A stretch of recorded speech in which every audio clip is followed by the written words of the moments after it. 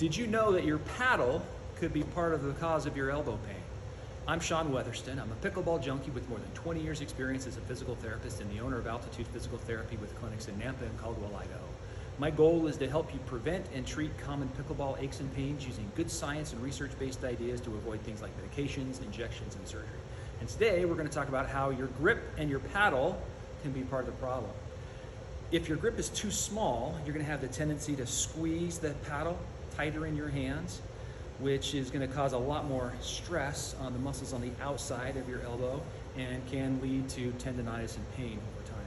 There are two ways to find the right grip size. One is to just grip the paddle, and then with your other hand, take your index finger and see how much space you have between your ring finger and your palm.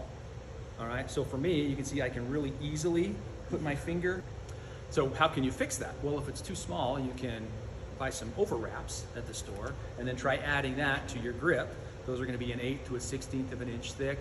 Wrap that around there, retest things. Hopefully that you feel a little bit better space in there, and then play around with it for a little while to see how you feel. One of the nice things about having a proper grip is, in addition to decreasing the amount of stress you're putting on your elbow, you might notice you have a little bit more power and a little bit more control because your paddle actually fits better in your hand. Paddle weight can also make a difference. Heavier paddles give you more power, but they can also put extra strain on your muscles and joints, leading to pain.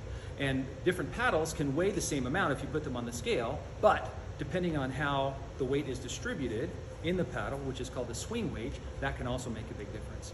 So some paddles are going to be more end loaded. Some of them, most of the weight is going to be closer to the handle. If it's closer to the handle, you're going to have more control.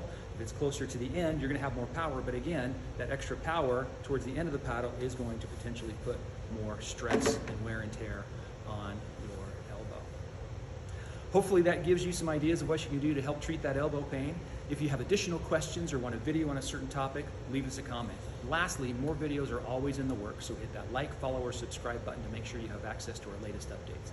Those of you who are in the Treasure Valley who would like some treatment help can click on our profile for information on how to start being seen by one of our awesome physical therapists.